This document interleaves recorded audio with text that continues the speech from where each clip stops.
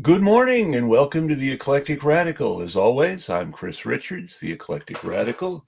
I am supposed to be joined today by my friend and longtime correspondent, Sheryl Weikal, but I don't see her yet, so at the moment you're going to have to put up with me improvising, for which I'm sorry. Hopefully I can do it until she shows up. The one thing that I will say from recent news is that, hey, remember when Joe Biden promised to cure cancer? Well, he failed in the funniest way possible.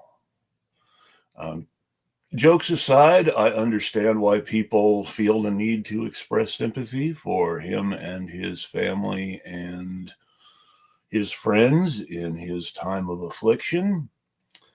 Uh, I don't know him. I don't know them. He's done too much harm to other people for me to feel like he sets off my empathy meter. That'll offend some people. That'll offend some people a lot, but you have to understand that it is what it is.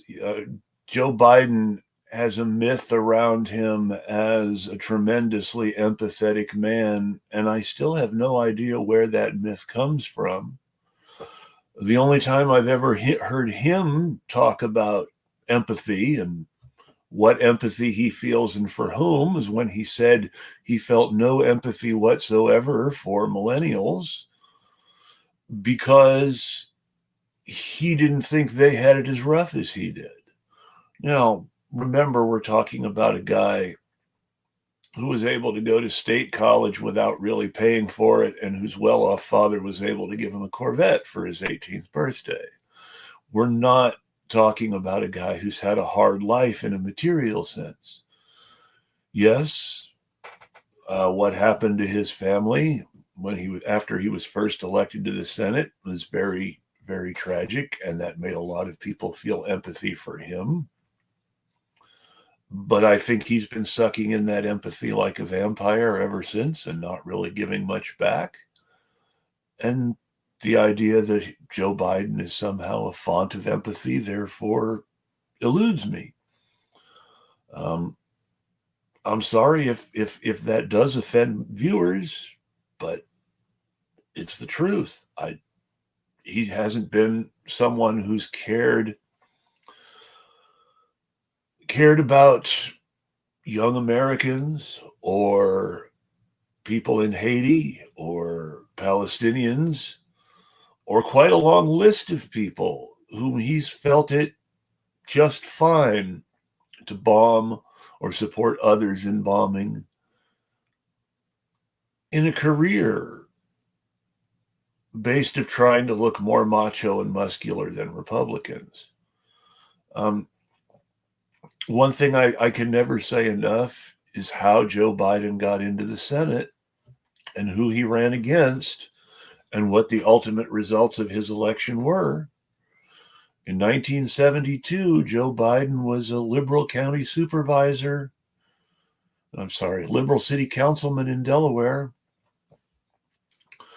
who decided to run for the Senate and ran against at the time, the Republican minority leader, J. Caleb Boggs.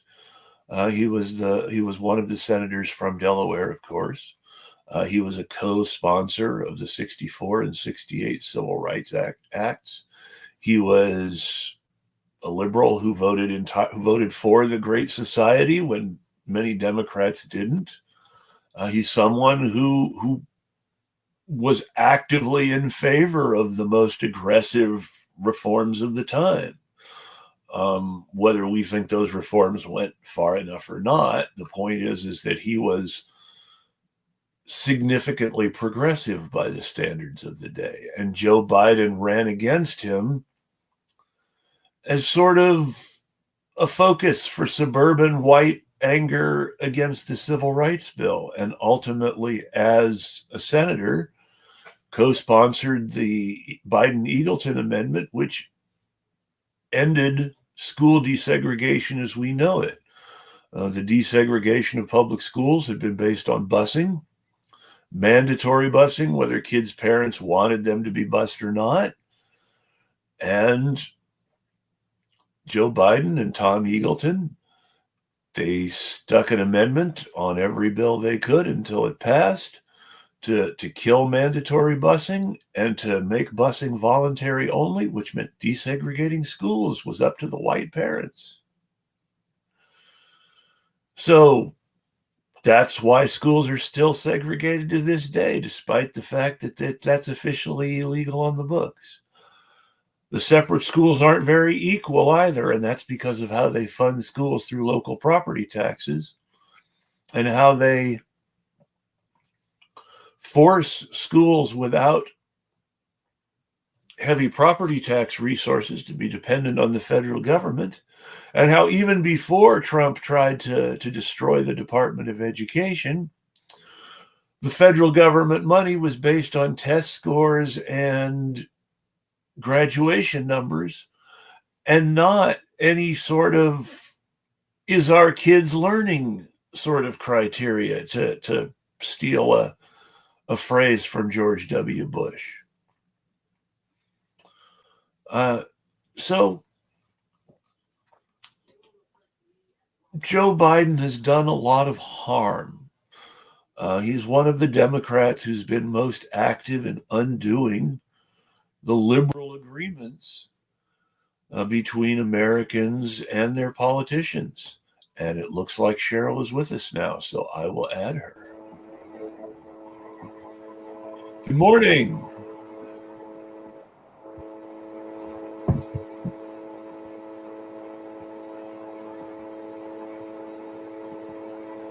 Hello, can you hear me? I can hear you, yes. Okay, great. I am having some webcam difficulties. Not sure why I am having webcam difficulties, but I am working on that. I understand. I'm glad that you could join us. I frequently have difficulties myself, and so it's good that I'm not today. Okay. That was supposed to make sense. Sorry, folks. No, it does make sense. It definitely does make sense. I was extemporizing on the fact that Joe Biden has failed to cure cancer in the funniest possible way. It looks like we have lost Sheryl again. All right. So back to my extemporization until we're able to get her back.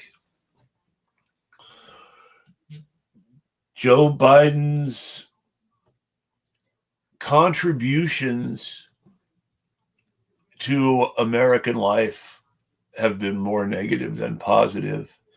When he had the chance to vote on it in the Senate, he voted foursquare against gay marriage and for the Defense of Marriage Act under George W. Bush.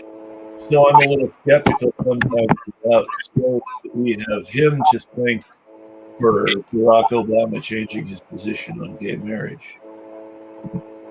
Looks like Sheryl still doesn't have her camera working, but has a connection again. I am sorry about this. Usually I have better luck with technology than this. If you want to do audio while we wait, that's cool too. It's totally up to you. Audio is fine. I am always good with whatever will get us productive. So that works for me too. And good morning. I am glad you could make it. Thank you for having me. I'm really excited to be here. Okay, great. And there's the webcam. Now the webcam has decided to join us. That's great. I have to ask after. Well, actually, no, I'll ask on the air since I don't mind giving somebody free advertising if it works. How do you set up your background? Is there an app or? So it is actually through Zoom, usually, because I have a lot of Zoom court. However, I found in settings on this app, if you look under, there's when you click on settings, camera, audio, and virtual background. Although I'm not. Go ahead. I'm not sure I would recommend doing it though, because that seems what the problem was with my. There is a little bit of iffy resolution here and there. Yes. Okay, there we go. All right. It looks like we do have some success. Excellent.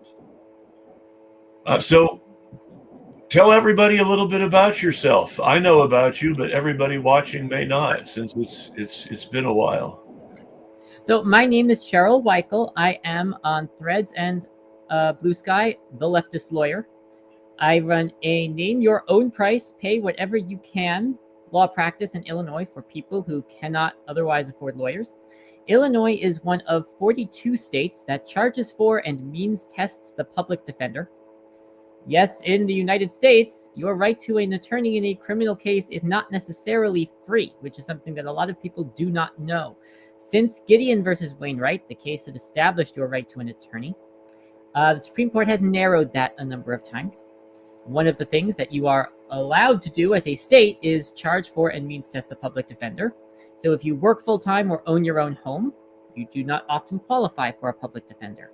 Also, the public defender is only available in certain criminal cases. What that means is that eviction defense, foreclosure defense, family cases, immigration court, you do not have the right to an attorney. So I represent people in eviction, foreclosure, and family cases where basically my clients could not otherwise afford representation. Because I actually believe representation is a human right. And I get some raised eyebrows when I say that, but I look at it this way. So long as the carceral state exists, there is very little difference between your right to representation and your right to health care. Yeah. The reason is, you cannot control what your health is going to be. If you cannot just choose to be healthy. I know that, it is in vogue with RFK to say, yeah. RFK Jr. would like us all to believe we can choose to be healthy. Yeah, all this time I could just choose to not have Crohn's disease. But yeah, so just like you can not choose to have, you cannot choose to just be healthy, you also cannot necessarily just choose to not interact with the legal system. And even we on the left, even we as anti-capitalists can sometimes succumb to that carceral thinking. But it is true.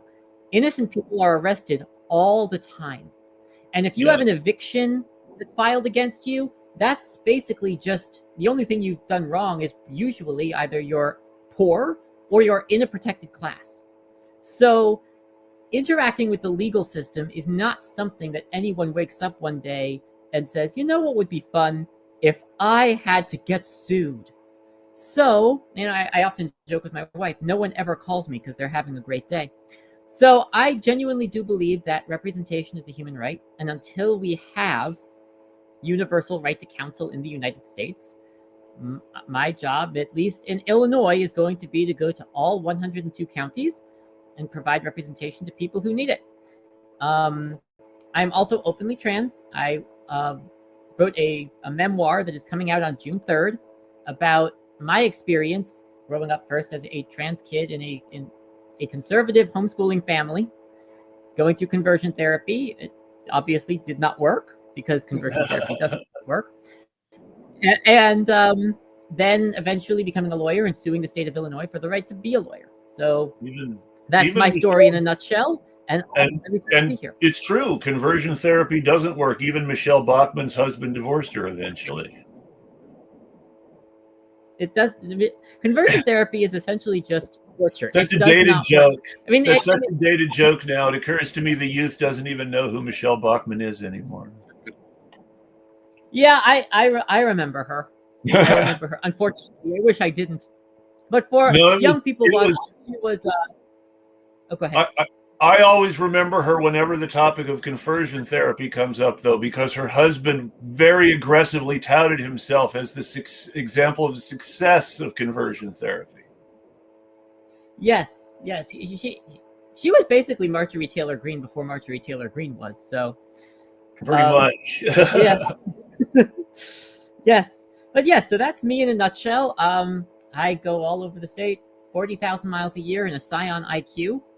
I have no staff, and I am not a nonprofit because the Legal Services Corporation, which is the government-backed agency that funds most legal aid in the United States, prohibits its grantees from representing undocumented people. So I will not turn undocumented immigrants away. And that's important, especially in a society right now which has decided to go really crazy on the subject. And by society, I really just mean a few rich people and their hand-picked president. Yes. You are absolutely whichever right. hand-picked president that happens to be, because one of the things people don't like to talk about is how Biden sort of set the table for Trump by ending the TPS status of a whole bunch of people early, so they wouldn't have it when like the most anti-immigrant vocal candidate ever took office, which just strikes me as needlessly cruel. But hey, whatever. Nothing will fundamentally change, I believe, is what he said. That's exactly what he said. And you know what we said? We knock Democrats all the time for not keeping their campaign promises, but Biden really, really kept that nothing will fundamentally change promise in a really deep and meaningful way. And when Kamala Harris said, I can't think of anything different that I would do from Joe Biden, that was really kind of electoral suicide. And I said in real time, like, is someone paying her to lose? And of course, while not necessarily in a literal sense, in a de facto, the way it worked out sense, yes, that's exactly what was happening. She was being paid to lose by people who liked the way Biden did things and didn't want anything to fundamentally change. You know, I think the biggest issue with modern democratic politics is this. The lack of democracy. Well, yes. I was going to put it as the evidently fervent belief that the working class consists of 3 landlords in an Ohio diner, and they're all white, cis, and straight. But they're working class because they're plumbers. Yes, exactly.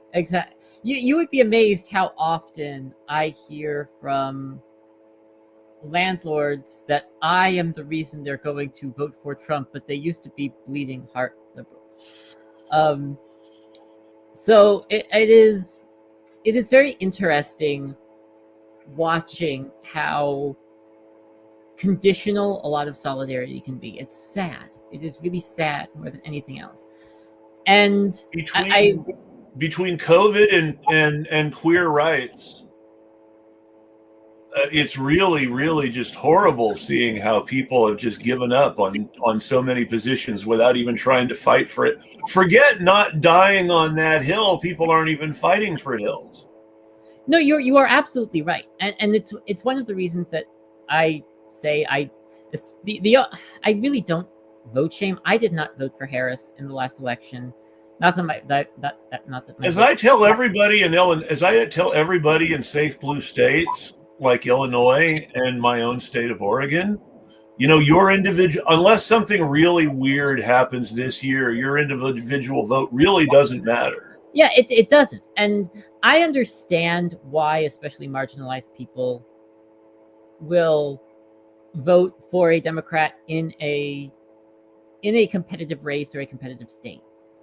In a non-competitive race or a non-competitive state, and especially as an anti-Zionist Jew myself, I felt an added obligation to not support the ongoing genocide. So that was one of the reasons that I voted the way that I did. But I also, the thing that most frustrates me always about electoral discourse is there are more cis white women voters in the United States than all trans people, Muslims, Arabs, immigrants, Asian people, Black people, and Jews combined in the United States. Yes. But it's always the marginalized people didn't show up. But if you look at the data, cis white people have voted for the Republican every election for 70 years. Yes. It seems to me that if we're going to Yeah. Since Nixon and the Southern strategy, cis white people have been voting for Republicans. So it seems to me that if we're going to have a real conversation about electoralism, what we have to discuss is it's not marginalized people's fault that sometimes when they're given the choice between the party of racism and the party that wants the voters of the party of racism, they're going to sometimes say, I choose neither. I think if cis white people stopped voting for the party of racism, and if Democrats stopped chasing the voters of the party of racism, maybe we could get somewhere. But that's just me. The trouble is that, and I'm going to go out on a limb and say it, and because it's not being said on any of the other Sunday shows, so somebody might as well say it on this one. If we're going to talk about elections, then what we have to talk more than anything else is that, cis white people in America are voting are voting in a way that they vote because they're afraid that if anybody else gets something, that means somehow cis white people have to lose something. Nobody ever really thinks about the fact that if Elon Musk loses a whole lot, they don't have to lose anything at all. It is, but that is the landlord view of the world. Yeah. Every day to give you a perfect example, I was in court a couple of days ago representing a client in an eviction hearing, and the attorney for the landlord called me a terrorist because he said that that my insistence that my client get a fair trial and due process was akin to terrorism.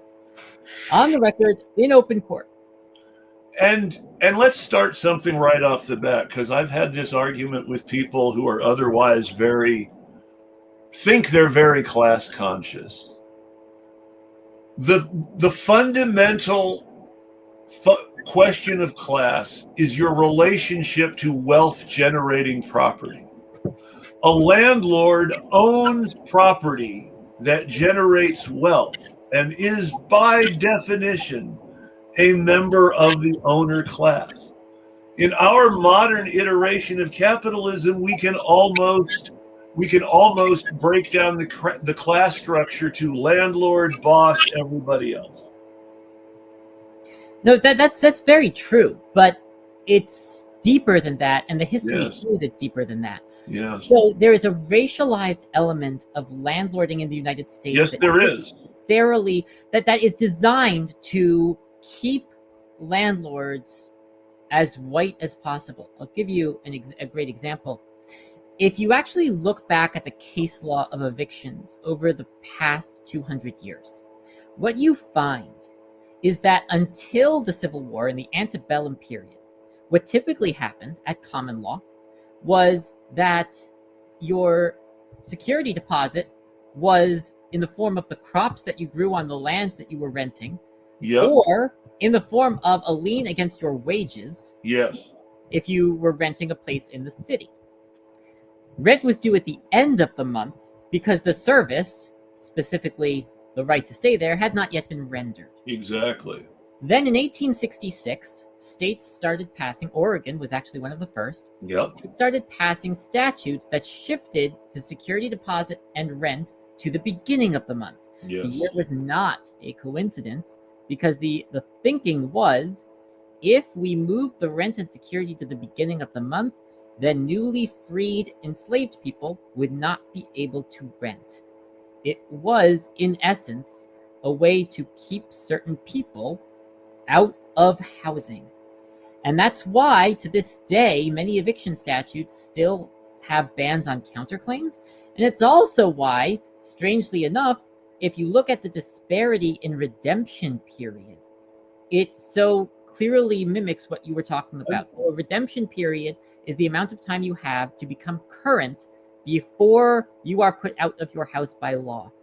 In most states, your redemption period for a foreclosure, in other words, if you own your home and you fall behind on your mortgage, your redemption period is measured in months. It varies from state to state, but it can be anywhere from 5 months to a year.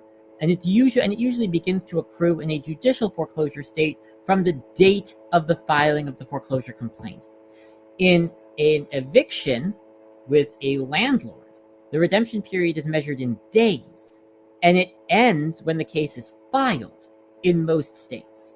So just that right there shows the difference in the treatment of property owners versus property renters. And it's exactly what you were talking about.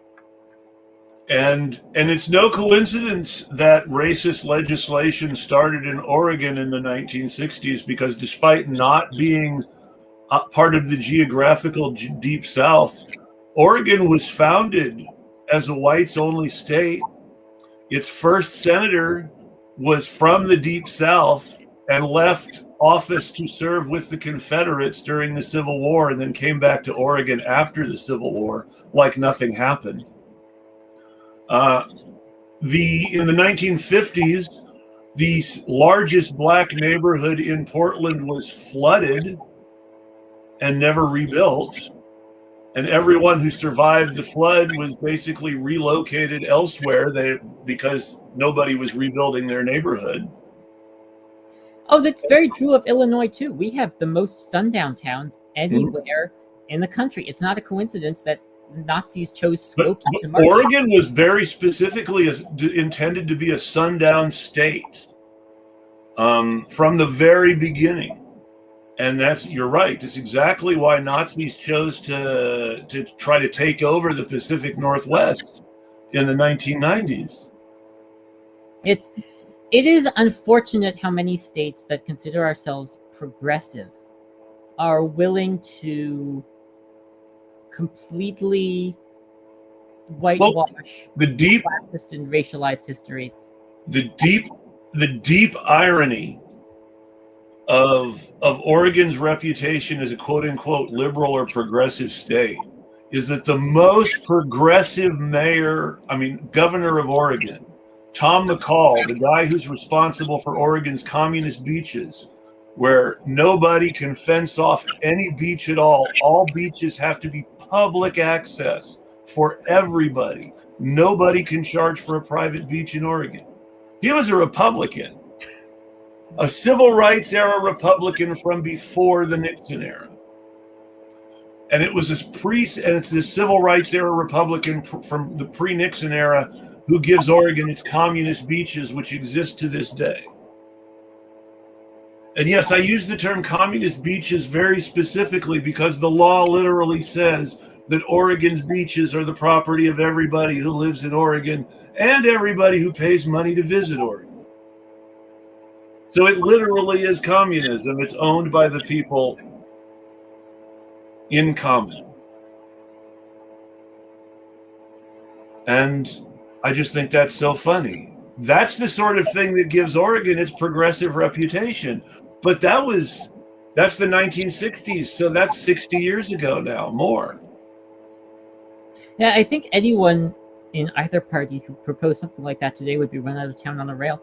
They would. Nobody would allow somebody to municipalize or state take over all the private beaches in California or Florida. Too many people would lose money. Oh, absolutely. But that was the sort of thing a Republican felt perfectly comfortable doing in 1960s Oregon. It goes to show how the end of the Cold War changes things, and how not having the USSR to sort of pressure us, because I don't know how many people know this. Did you know that during the 1950s, there was a constant bombardment of accurate news coverage of racism in America in the entire developing world on free broadcast Soviet news channels? I had read about that. And you can call it propaganda if you will. Sure, it was being used for deliberate propaganda purposes, but it was just accurate news coverage of racist shit that happened in America, with American communists talking to victims of racism in America and sending their film to Soviet channels, which then broadcast this shit all over the world. Yeah, I had read about that. And that is as important as anything else in the civil rights movement to the U.S. government feeling pressure to actually act. We're fighting a Cold War. The USSR is claiming they don't have this kind of discrimination. And while sure, they have bigotry issues, they don't actually have this kind of absolutely devastating racial chauvinism in this obviously newsworthy way. And it really put pressure that doesn't exist anymore. There's nobody out there telling the truth about America on a large enough scale for it to matter. I think that has some. I think there's certainly some truth to that, but I also think I'm not trying to praise the USSR too much. I'm an anarchist basically myself, and I'm against states in general. But countervailing power like that matters in decision making, and we can't ignore it. I think that there's certainly some truth to that. I think the other issue is, over time, the American people have become much more insulated from the darker sides of what the country does. Definitely. I think one of the interesting aspects of the modern American legal system is how not in your face the racism is and the transphobia is. Yes. There's a certain element of first chattel slavery and then Jim Crow that is in your face racism, which is what people now think about when they think about institutionalized racism. And it's worth noting, because a lot of people don't really focus on this part.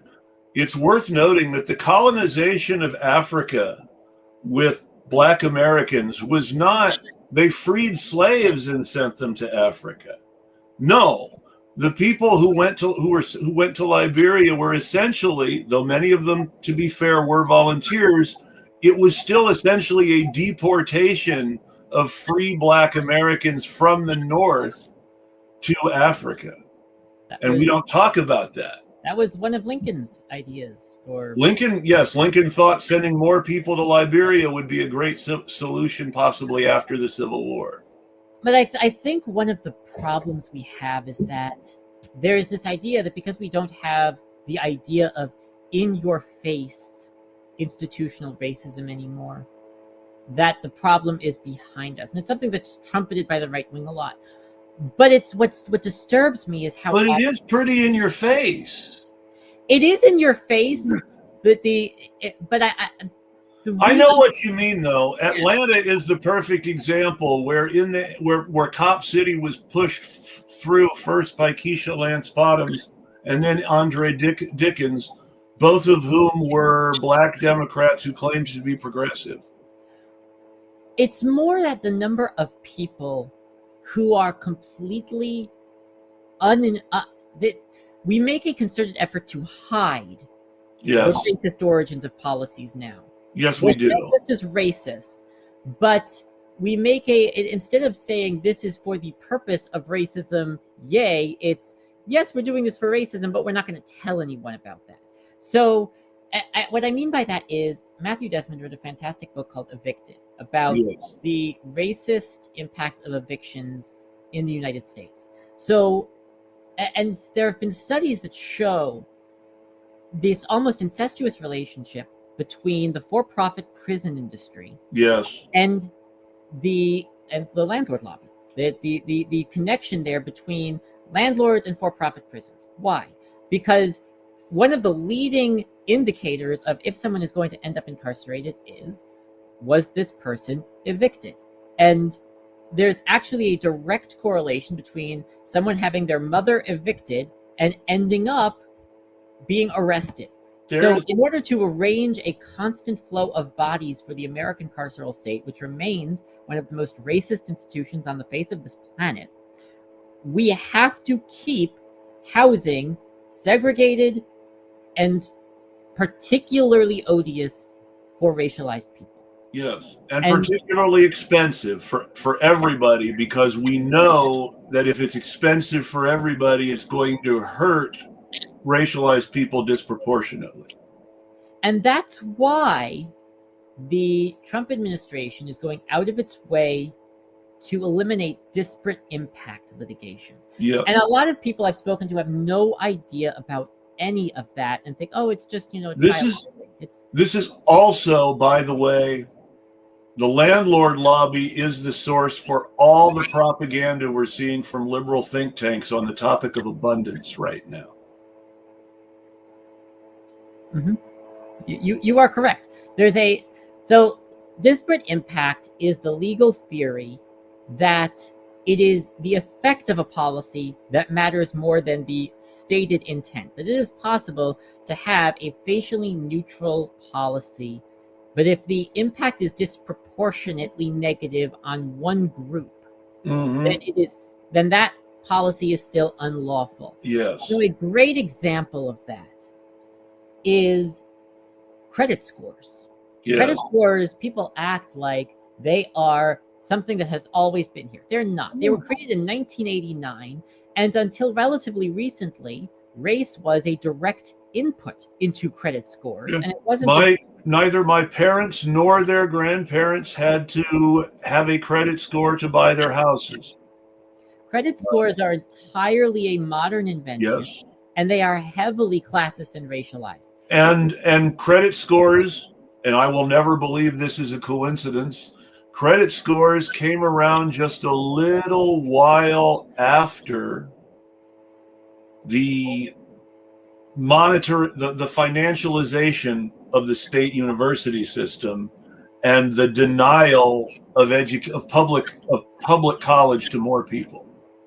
I'll give you another example of how this sort of disparate impact litigation matters. There is a thriving industry that uses landlords and apartments as essentially investment vehicles, but not in the way that people usually think about that. So for example, let's say that you have an investment firm. You need a place to go to invest your money. Yes. What these landlords will do is they will be serial eviction filers, obtain money judgments, securitize those judgments, and then sell them as securities to their real customers who are wealthy people as part of a wealth management vehicle. So increasingly, you are seeing wealth management firms with real estate portfolios. Yes. Where the real product being sold is not the buildings or the rent. It's actually the judgments, because judgments make 9% interest in Illinois. They make statutory interest all over the country. And so they are essentially credit default swaps, like from securitized mortgages, but for renters. It is a direct wealth transfer from the poor to the rich. Of course, the only way to make that work. Rent, by definition, is a wealth transfer from the poor to the rich. But this is actually bigger. Of course. This is bigger because to put it a different way, if you get a $1,000 judgment against somebody who couldn't pay their rent, and that 9% interest per year, give it 10 years before you collect it, and all of a sudden that judgment is doubled. So this starts to sound suspiciously like what was responsible for the 2008 housing crash, where what they were doing was there were two levels to this investment. On the one level, they were selling a security that was supposed to be based on the rent you expected to receive to the general public. And at the same time, they were selling that security to their favored investors as something to pump and dump in order to hedge their bets against the market. And so you have all these hedge funds that made immense amount of money off the 2008 financial crash, even as quote unquote respectable Wall Street lost money. This is exactly the same thing. And what's frustrating is, in order to make the mechanics of it work, you have to make sure that tenants get evicted. So you end up putting in all sorts of really weird lease provisions. Well, it's like ultimately all those mortgage securities for their real customers, the hedge funds, were dependent on the foreclosures. So that makes perfect sense. So I had a client several years ago who, as a result of the housing crisis, had 6 different banks foreclose on his house.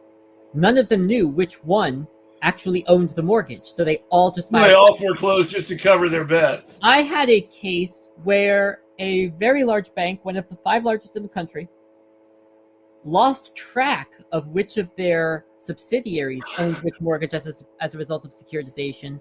So they just started filing foreclosures in the name of a fake entity that didn't exist. And so now that we're seeing landlords and wealth management firms do much the same thing, where, okay, we are going to obtain judgments against tenants and securitize the judgments and use those as investment vehicles.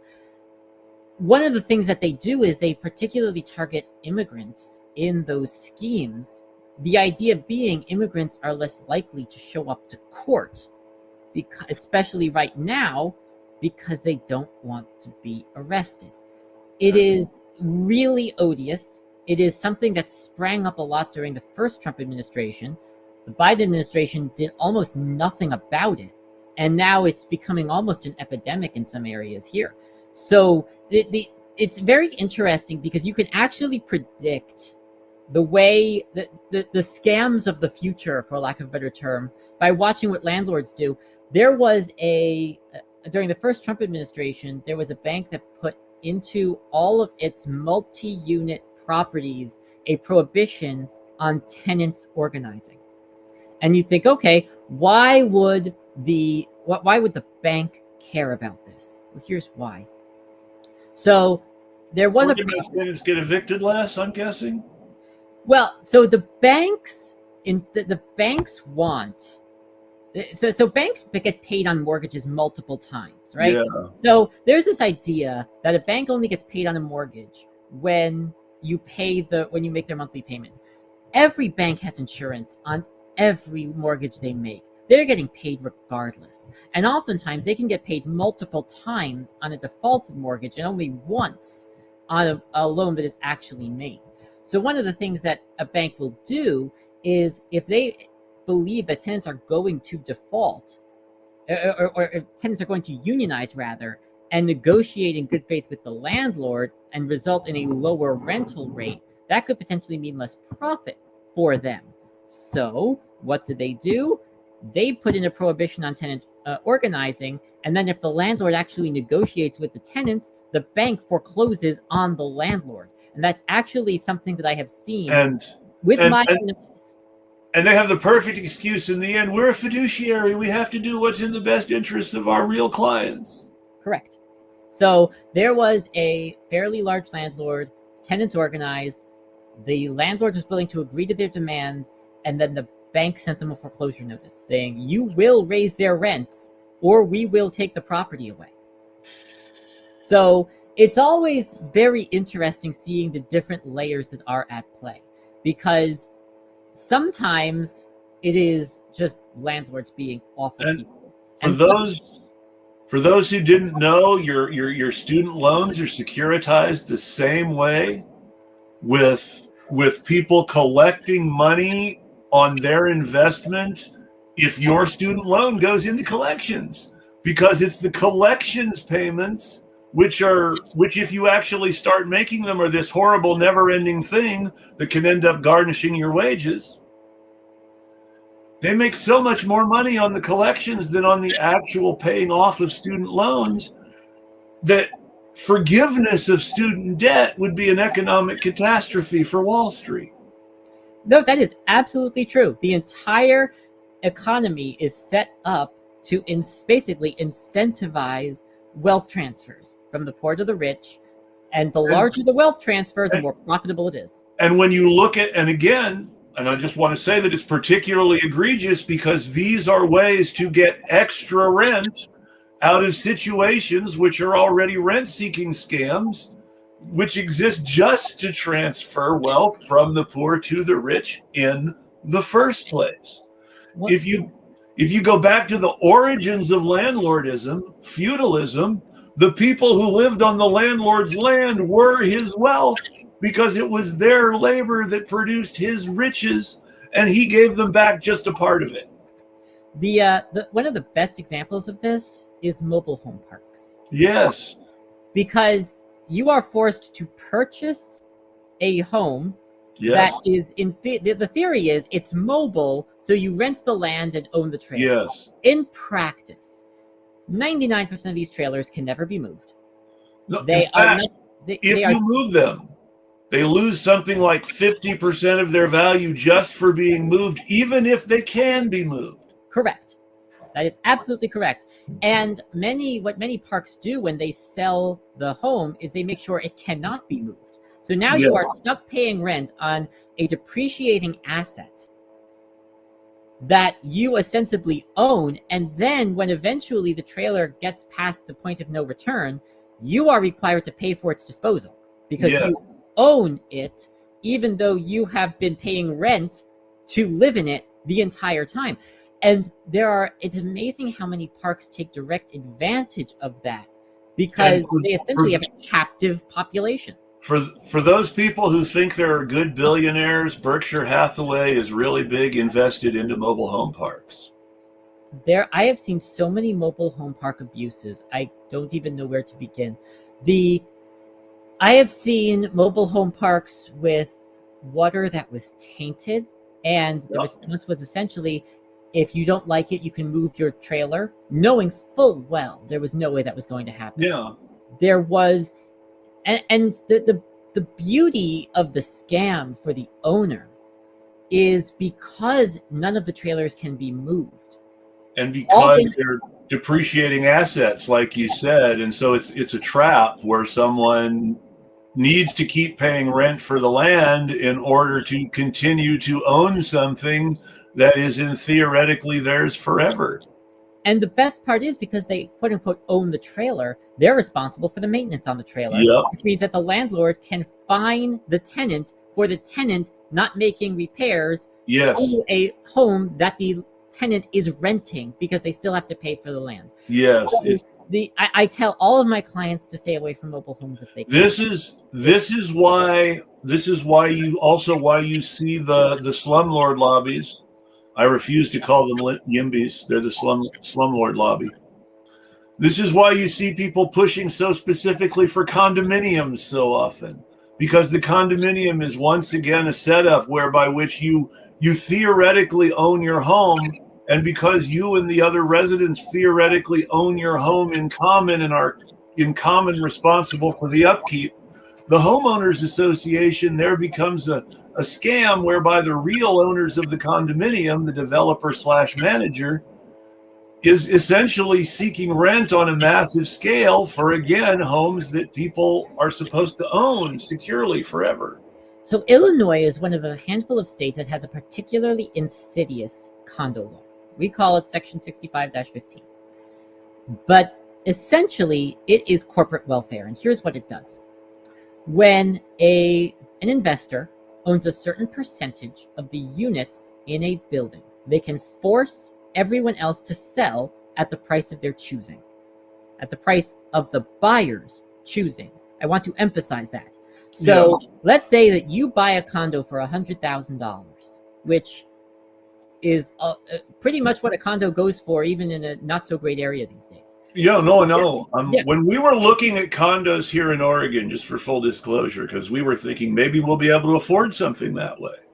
The way it works here in the Portland suburbs is a condo is much cheaper than anything else. You might still be able to get a condo for, well, not anymore. When we were looking, you could still get a condo for under $200,000. So you can get anything for under $200,000 here anymore. Let's say you got to spend $100,000 on a condo. But HOAs in Oregon are insane. I mean, in other states that I've researched, the HOA fee is like, $50, $100 every few months. And HOAs here in Oregon are like $1,000 a month, like rent in some states. HOAs are they're remarkable institutions. They were created for the purpose of enforcing segregation, and they still do that job very well. So what Section 65-15 does is it allows the investor, once they own a certain percentage, which seems high but isn't really when you're talking about a big complex. So let's say you have a 500 unit complex, which isn't that unusual for a high rise, and the investor ends up taking over a majority of it. Now all of a sudden the investor controls the board, which means they can start jacking up the assessments. Yes. And that forces more people out, which means they can buy those units and then they own even more units. But here is where things get really gross. When they own 75% of the units, which in a 500 unit complex is going to be about 375 to 400 units, they can then legally force everyone else to sell their units to them for $1. And now there is a provision in the statute that says, well, if you owe on your mortgage, they have to pay off your mortgage. But here's the problem. So if you owe money and you're getting what is owed to the bank plus $1, you're not any better off. So you are basically being forced out for no money. The bank profits, the investor profits, and you have no money to move. Now, the statute, in response to a lot of backlash, was amended to say you get relocation costs. But they just put in an oblique reference to FEMA relocation costs, and FEMA regulations reference relocation costs on a dozen different calculations, on a dozen different formulas. So most courts have thrown up their hands and said, we have no idea what this means, so we're just striking it. And what that means is, I have represented groups of people, immigrants who put their life savings into condos, where a large corporation comes along and says, yes, you bought this for 150, 200,000. We're paying you 10 grand. You have to get out. You have no choice. And all you can do is try and get them enough money to move. It's called a condo deconversion. It is increasingly popular. And then what they do is they gentrify the building, turn them into luxury apartments, and make even more money. It is completely disgusting. And to your point about HOAs, so I had a case a couple of years ago. I've spoken about it on social media. I had a case a few years ago where the quintessential little old lady got into a spat with the head of her HOA. The head of the HOA decided that this was something, but he just didn't want to deal with her anymore. So he fabricated a lease, filed an eviction, never served her, and shows up to court and says that he wants an order of possession against this woman. She was on a fixed income, even though she owned her condo. She was on a fixed income, but because she owned her condo, she didn't qualify for legal aid. But she thought, since she couldn't afford a lawyer, she didn't need one. She'd just walk into court with her deed.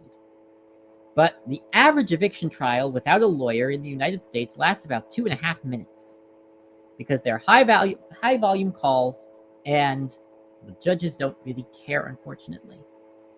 So what happens is she goes in, she never gets a chance to show her deed, an order of possession is entered against her based on a fraudulent lease, and she ends up living on the street and in her car despite owning her own condo. And that's how I found her 2 years later when I got involved in her case. And eventually we undid the eviction. There was already a family living in her house. The HOA was collecting the rent. The HOA refused to restore her to possession. And my client, bless her, she's living in her car and she's like, I don't want to evict this family because then they'll be living in their car. Because they were a working class family who had no idea what was going on with this. So we tried to hold the HOA in contempt. And the HOA's lawyer says to me, I will never forget this. We don't have to win this case. We just have to make it drag on long enough for your client to die. Yeah, that sounds about right. And that is essentially how current HOAs have become, because it's all about profit seeking, and they made tens of thousands of dollars in rent. And the gross fact is that the homeowners association allegedly exists to protect these homeowners' interests. Correct. And yet it is just a rent-seeking vehicle. Correct. That is exactly what it is. I can't I'm glad to have you on the show because I don't get the chance to talk about landlords as much as I would like. But I will do a small segue back to student loans. Over 450,000 retired persons, of which my wife is one, have student loan debt, which is over 40 years old at this point. Now, my wife is fortunate in that she was one of the small handful of people who actually got their loans forgiven under Biden. This probably isn't going to happen to my wife, but it's going to happen to a lot of people. Most people didn't get their loans forgiven under Biden. More people did not than did. And, it would not totally shock me if they don't try to claw some of that back somehow. I owe $200,000 in student loan debt from law school. Yeah. For 12 years. I have made my payments. The payments are not, my account is not in default, and I owe more now than I did when I graduated. Yeah. Because the only way to actually make any headway on those loans is to basically go to one of those white shoe firms or represent landlords. Yeah. And I'm not going to do either one. I mean, I'm going to end up, I have a very understanding wife. I'm going to end up having this debt until I die, and it's going to hamstring us for a very long time. But yeah, I don't want my entire life to be dictated by student loans. And we're supposed to believe that if we get a law degree or a medical degree or the right degree from the right university, will be set. No, there's a rent-seeking scheme for your degrees too.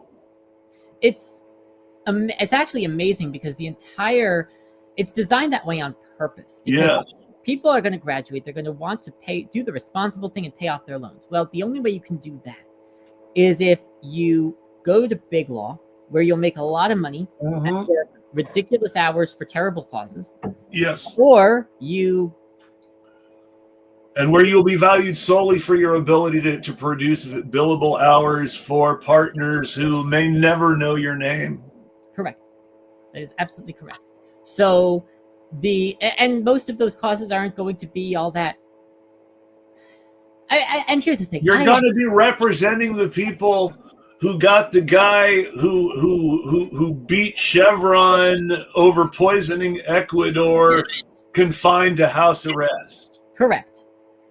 And what's interesting is I've actually, on more than one occasion, I have gone to big law firms and pitched them ideas for pro bono stuff to help me out. Because, I'm a one-woman shop.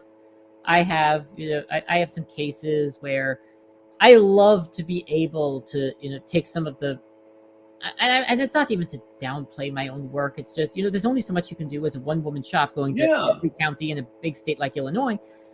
And the response is always very interesting because it would be a conflict of interest. When I go to big law and I'm like, here, help me out with eviction defense. I can teach you how to do eviction defense. You can come into court. If you give me 30 days, you can defend these trials. Then you get trial experience. It looks great on your resume. Just do it for 6 months. Get some trials under your belt. Yeah. Problem is, it's not glamorous. Of course not. And so the thing I kept hearing from the first-year associates at Big Law is, but that's not glamorous. And to advance, we need something that's glamorous. And the other problem is big law, and it goes back to my original point about insulating people from impacts. Big law does a great job of insulating lawyers from the impact of their actions. Yeah. And I'll give you a great example. I was in court 2019, right before the pandemic started. I was in foreclosure court. I was representing a family that obviously was in foreclosure. I was the only lawyer there representing a homeowner. Everyone else was there representing banks. And they were all talking about a couple were talking about how they had just paid off their student loans. One was talking about the new car that they just purchased. And they looked at me and they asked me what my latest purchase was. And I am not always great at diplomacy. So I said I didn't have to sell my soul. And one of the lawyers asked me what I meant by that. And I said, I may not be able to ever pay off my student loans, but at least I won't have to work for a bank that spent decades doing redlining. And the response I got was, "What's that?" So I explained what redlining is to a room full of attorneys who represent banks, and yes, they actually legitimately did not know what that was. And one attorney who represented one of the most notorious redliners in the country actually said to me, my bank has an ethics policy. I don't think they do something like that.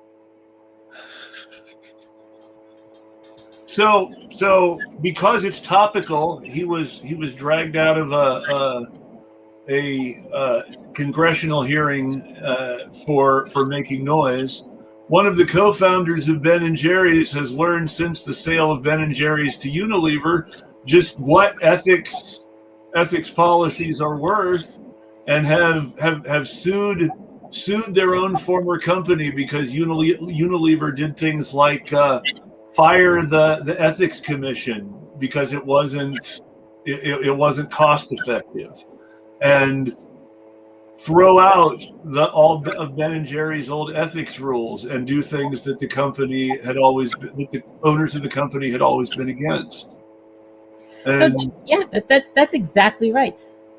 So I a few years ago, I had a case that ended up in the New York Times, and a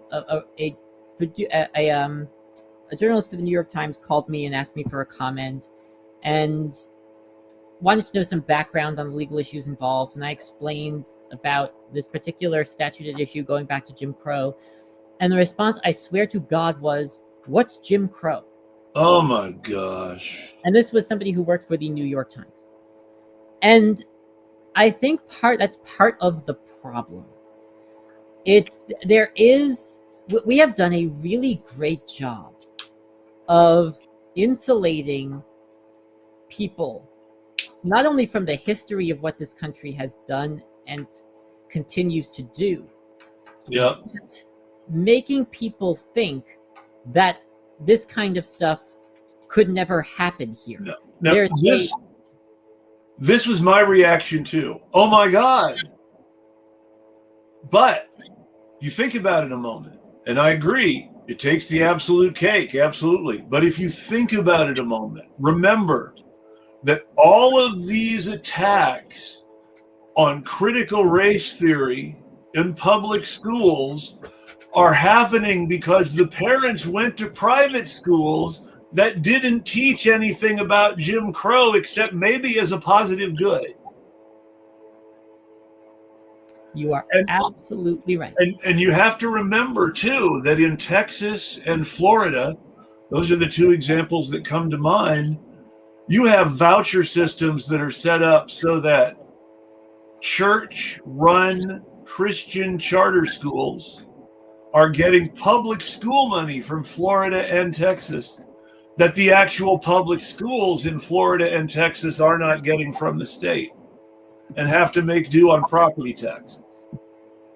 But I know this from experience because, and this just kind of is a nice segue into the memoir I wrote. Yes. I was homeschooled. I grew up with that curriculum. And yes, my parents are Jewish, but like many conservatives, they used an evangelical Christian curriculum because most conservative curricula out there for homeschooling are heavily evangelical Christian. So, fun fact, the current educational reform lobby as it exists on the religious right is one of conservative Catholics and conservative Protestants hand in hand pushing classical education as a defense against all the evils facing Western civilization, by which I mean to say they're fucking Nazis. Yes, that is exactly what it is.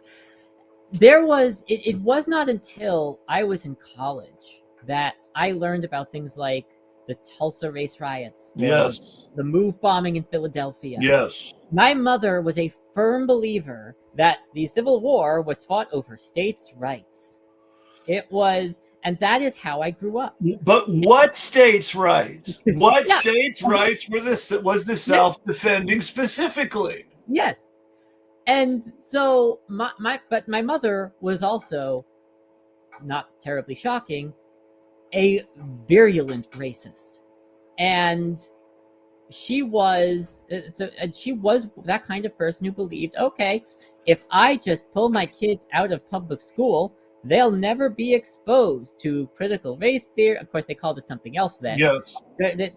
Communism. They called it PC culture then. And yes, they said it was communism. But my mother, because like typical right winger, she called it liberal communism. Yes. She believed that homeschooling us would keep us from being gay. Yes. And so the reason I wrote the book is, so here I am, I'm homeschooled. I am the living embodiment of how so much of the quote unquote trans debate is just a complete red herring. Because homeschooled by conservative parents who didn't want you to be gay or trans. Exactly. Because the myth is you only end up a trans kid if an adult influences you. The only year I had in public school was kindergarten. After that, I was homeschooled until I started college at 16. And still at 8 years old, I went and came out to my parents. I'd never heard the word transgender before. I'm gonna go out on a limb here. Let's go ahead and assume a completely behavioralist world where everything is nurture and not nature, and everything is imprinted on a child because of an adult. Is it possible for really bigoted parents to be so bigoted and so alienate their children that their children become what their parents hate? Because that's as perfectly logical as saying the schools are turning the kids gay. You know, it is that is as logical as that. And the thing that bothers me, in all honesty, is I'm used to conservatives who say, "Oh, it's impossible for a kid," because Elon Musk is going to say whatever Elon Musk wants. He's angry that he has a trans daughter. Yes. J.K. Rowling is going to say whatever J.K. Rowling says. She's just a bigot.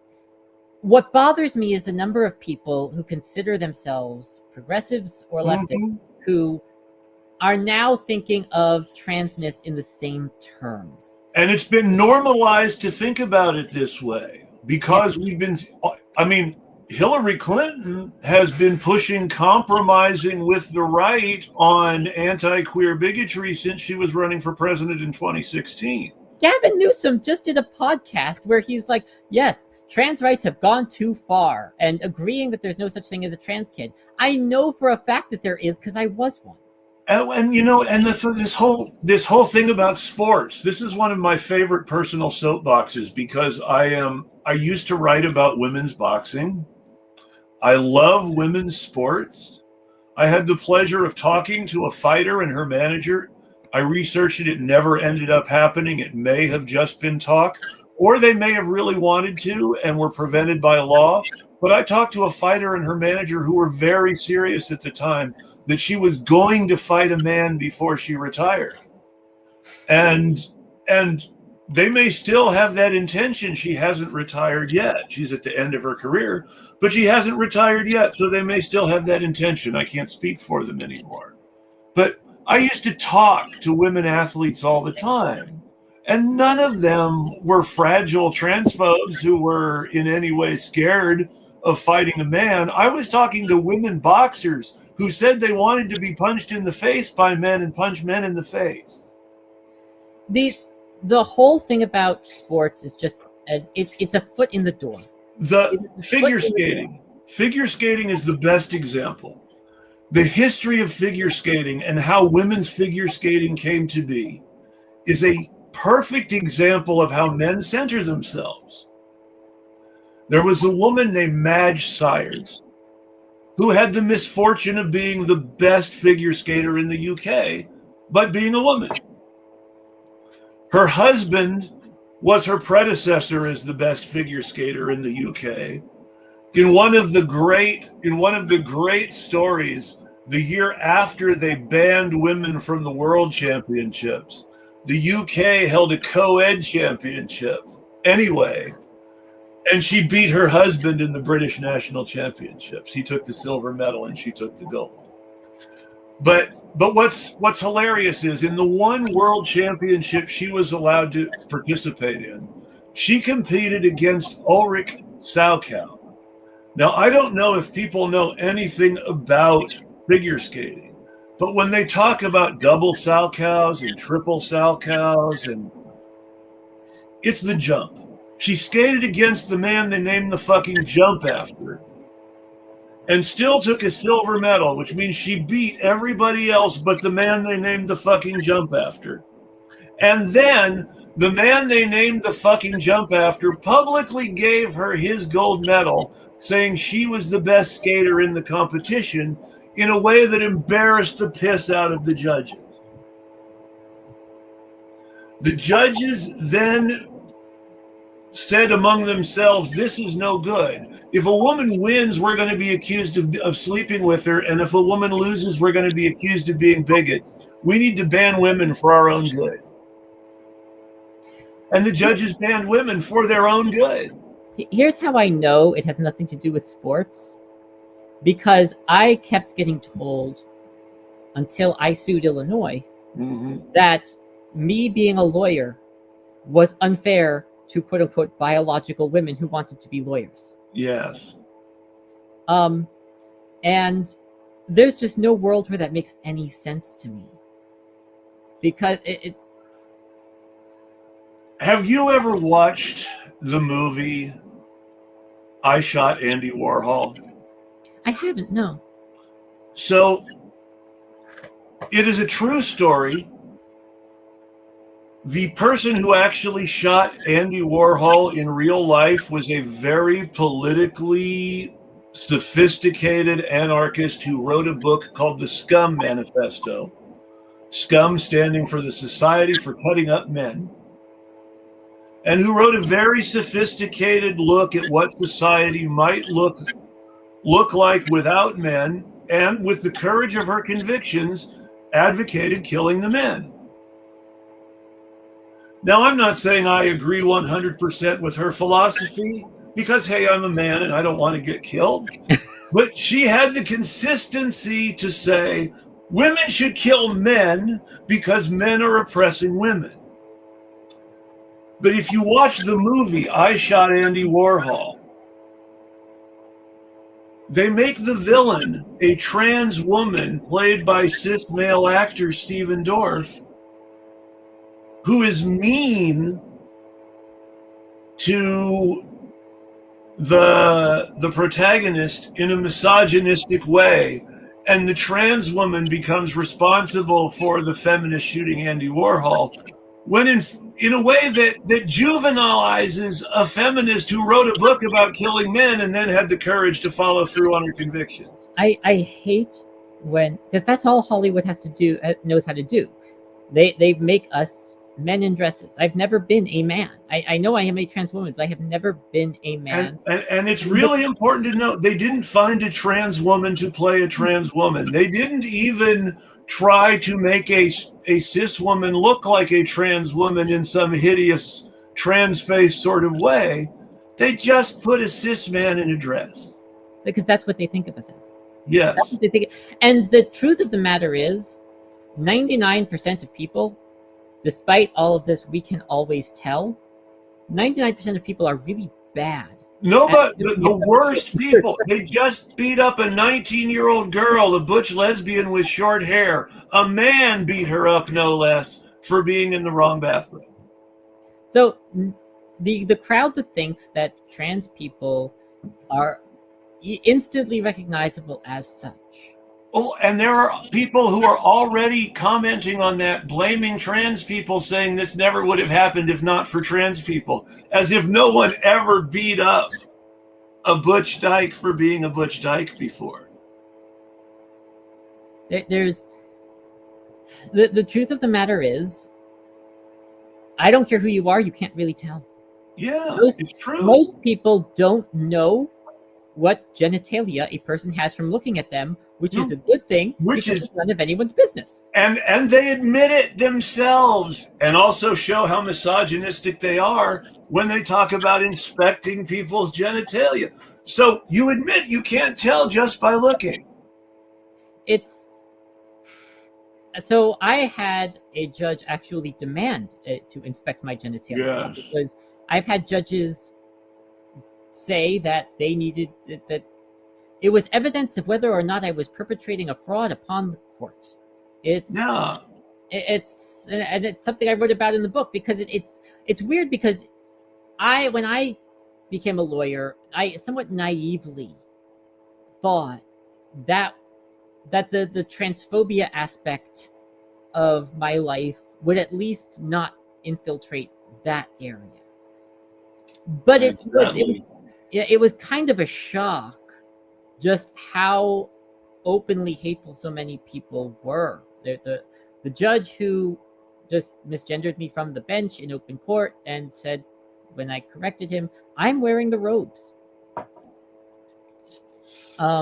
There was a judge who just ruled sua sponte, granted summary judgment to the other side because she believed that I could not be trusted because I am trans.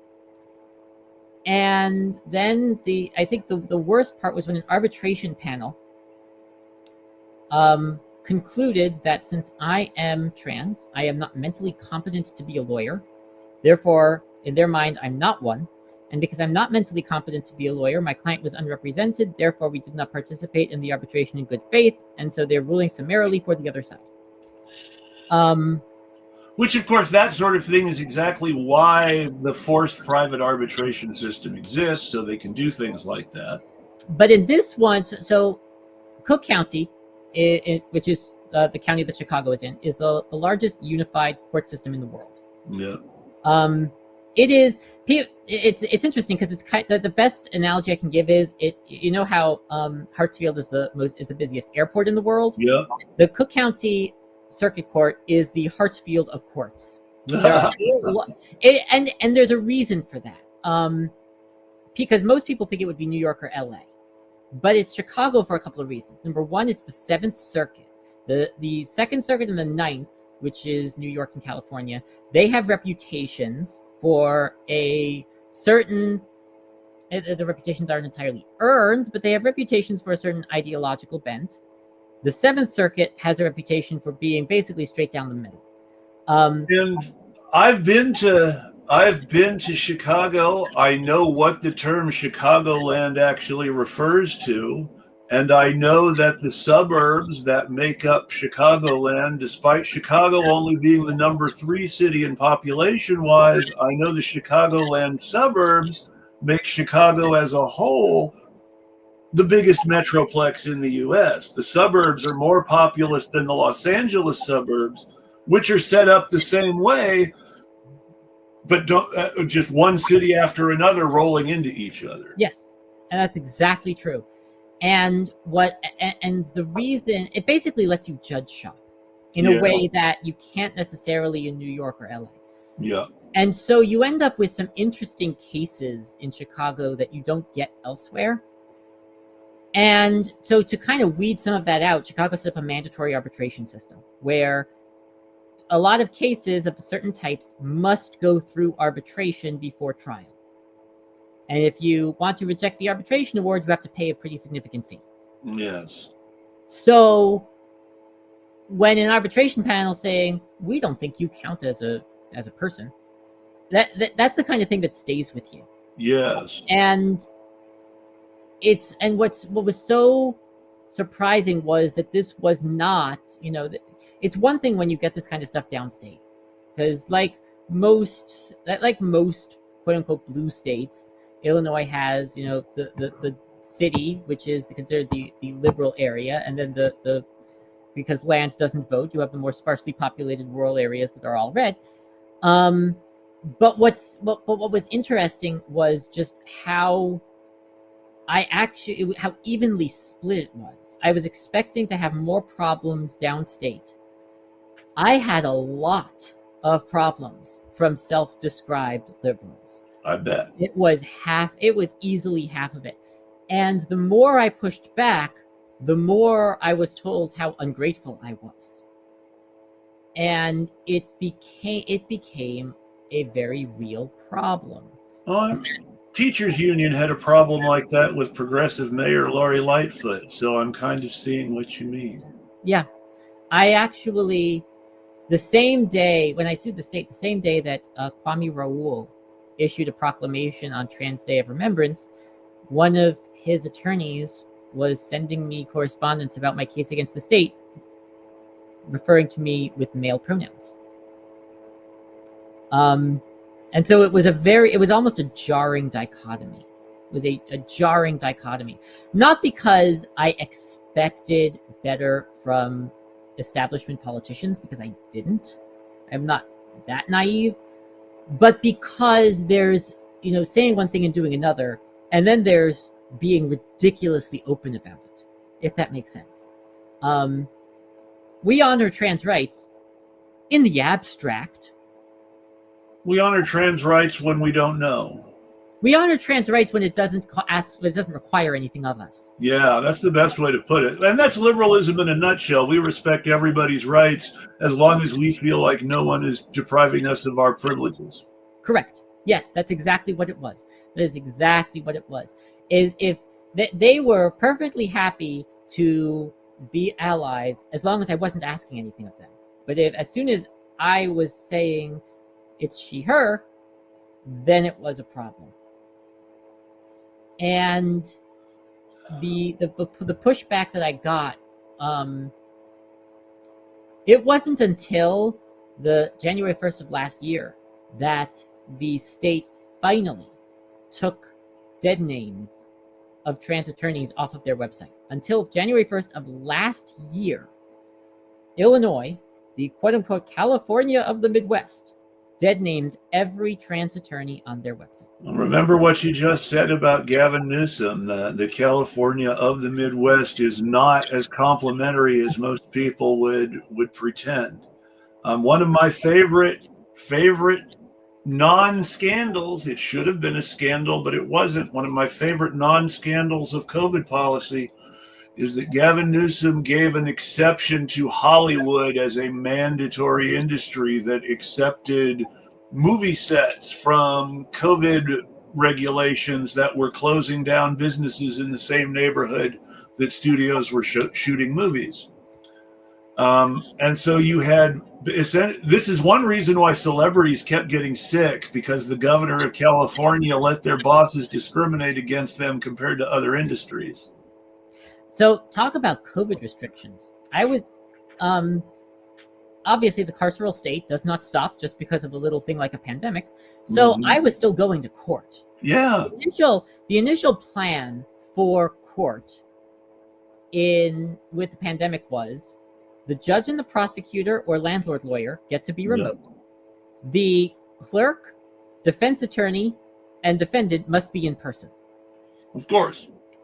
And of course, masking was left to judges' discretion. It still is. A lot of judges just do not allow masking. Show me your face. Correct. Because judges believe they can determine if someone is lying based on their facial expressions, when most of the science has looked at that has said that is not how anything works. For cultural comparison, I had relatively liberal Rockefeller Republican parents who sent me to public school and watched public television, which means that as a kid in the 80s, I was watching 1970s Rumpole on the Bailey. So I will believe any bad thing anyone ever tells me about judges because I've seen Rumpole. Yeah, there's judges genuinely do believe they can determine when someone is lying by looking at their face. Now, granted, there are some people who are just really bad liars, but most of the time, you are not a good lie detector, and there's science that shows that. People who believe they can tell when people are lying to them no matter what, or like people believe they can spot trans people no matter what. Yeah, they're probably wrong. So I'm in this courthouse, and this is at the height of the pandemic. And obviously they have their social distancing requirements. So they're bringing people in one case at a time. And they put up a big sign to maintain social distancing, no pro bono attorneys allowed. And I'm basically, so I start taking pictures of the sign because I decided I'm gonna lodge a complaint with the chief judge. So yeah, that's blatant discrimination. You're basically saying, okay, we're going to keep everyone alive by just ruling summarily in favor of everyone who's suing a poor person. Okay, that's justice, sure. And while making the poor people come in and risk their health to get ruled against. So the idea, no pro bono attorneys allowed, big signs all over the place. And eventually I complained it was taken down, although the sheriff threatened to arrest me for taking those pictures. But I think it was a microcosm of how the institution responds to crises like that. Our response tends to be, how do we create a response that caters to the most privileged people and inconveniences them the least? And this is why, according to all the numbers that I've been able to run by Googling keywords, it looks like the number one reason that cops get killed is that they're in a gunfight with people they're trying to throw out of their homes. So what's interesting about... And cops kill a lot of people in that situation too, but in the few cases where cops get shot, the most gunfights where police get killed seem to revolve around evictions from my study of the news. What's interesting about that is the United States, every state in the United States, evicts, with the exception of the pandemic years, evicts more people than all of mainland Europe combined. I believe it. And it's not that I view European social democracy as some kind of thing to aspire to. It's more that European social democracy is easily 100 years ahead of us. Yeah, even Denmark, whose national sovereign wealth fund is like the ultimate extraction from empire. Even they actually have declared now that they're going to divest from Israel. That's the thing. If in Europe there's an eviction process, there are safeguards in place, there's a longer redemption period, there's government assistance for rehousing. Here we have no fault eviction in every state. Yep. There is a myth that you can only be evicted if you don't pay your rent. That is just absolutely not. Rental agreements are really, really brutal. It's it's basically like at-will employment. The landlord can dump you at any time. That's exactly what it is. And what is most terrifying is every state has not even adopted a warranty of habitability. No, Arkansas still does not have a warranty of habitability. No. So we have a system that is ridiculously landlord friendly. And the fact that landlords talk about the American legal system as being tenant friendly is only because there is such a backlog of eviction filings that it can sometimes take weeks to go through all of them. Mm-hmm. But there are firms in Chicago, in New York, in LA, where all they do is evictions. 10, 12, 15,000 evictions a year. And they're making millions of dollars solely on evictions and then securitizing. That doesn't sound very glamorous either. Yes, but they're making money. Making millions is always glamorous because of the millions, I guess. Yes, exactly. That is what that is the attraction of that. And what's frustrating is how far some landlord firms are willing to go. And because of how the system is structured, how friendly the courts can be to them. If you want, like, there was a judge who in 2020 started his eviction call every day with, swear to God, this is a verbatim quote, "Bernie Sanders isn't president yet. Landlords still have rights, and I intend to enforce them." This is where I go ahead and put on my political agitator hat and say, does everyone know that such disparate people as Adam Smith and Mao Zedong wrote exactly the same things about landlords? I have some very strange landlord stories too. I actually had a landlord who sued my client's 2 and 6-year-old grandchildren because he was angry that the condition of the property was left, in his opinion, in an inappropriate way. Now, what was fascinating about this lawsuit, besides the fact that you cannot legally sue a 2-year-old, what was fascinating about this lawsuit was the amount of damages that the landlord was claiming was curiously, down to the dollar, exactly the amount of money he owed on his mortgage. And that's so weird. Yes, and what was even more weird was that he claimed that all of this damage happened when my clients moved out, which just happened to be the same day that this bank foreclosed on him. So, very strange how that worked. Anyway, so I called up this landlord and I'm like, look, you can't sue a 2 or a 6-year-old. If there's actual damage to the unit, show me some evidence. And he's like, their place was trashed and your clients are going to pay. And I'm like, you're suing a 2-year-old. You're trying to ruin the credit of a 2-year-old, because it actually is possible to do that. You get a judgment against a 2-year-old and they could have ruined credit. Like, yeah, that would ruin their credit for life potentially. And he says they shouldn't, after the way they treated my unit, I don't care if they spend their whole lives homeless. About a 2-year-old. So I tell him, look, drop this lawsuit and we won't counterclaim. This is your last shot. I'm being very nice to this guy. Yes. He's like, absolutely not. So I, okay, file a counterclaim for the various things that he did wrong, including abusive process, pursuing a 2-year-old.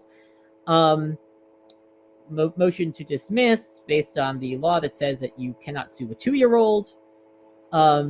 We win all of that. Then all of only our counterclaims are left. In the meantime, he hires a lawyer. The lawyer calls me up and offers the same wash that I offered him at the beginning. And I'm like, no, not anymore. Because I gave you 2 chances to take that and you should have taken it then. But now, my client kind of is understandably irked. And we kind of have to, establish this is not okay what you did. Go to trial and win. He refuses to pay. So when you win, which is always amazing, when I win against a landlord, all of a sudden the landlord has all these excuses for not paying. And it's landlords are poor, abused people. Yeah, and that's always what it is. Whereas when tenants are lazy because they have a flat screen, but landlords, they're just working people, and I need to have mercy on them. Anyway, so eventually we get a court order requiring him to turn over his car. His car is a BMW, a rather late model one. Nice car. When the car arrives, he has destroyed the thing. He poured acid all over the inside of the car, used a hunting knife to destroy all the upholstery. It's a shame. It was a nice car. And my client had been like, okay, I'll take the car in lieu of payment. So we filed like criminal contempt, practically. Yes, so that is exactly what it is. I'm not a lawyer, but that's what it sounds like to me. Yeah, because when the court says, turn over your car, you can't destroy the car. So he walks into court with his lawyer and he says, I destroyed the car. And the judge looks at him and says, you're saying that she destroyed the way her client was going to get paid? And he's like, yes, because it's a witch hunt against me. And then he says, as he had left his knife in the car, says, by the way, that's a really nice knife. Can I get it back? Oh, and then he says, then he says, because he's not done, I swear to God, says, also, I just realized I left my porn collection in the back seat. Can I get that too? Bad timing yes. For your defense, sir. And the judge looks at him and says, really? And then his phone rings and he picks it up. And the judge is sitting there, waits very calmly for him to finish. And the judge says, I've been on the bench for 20 years. I have never held anyone in contempt. I had hoped to go my whole career without holding anyone in contempt. Congratulations, sir. You're the first.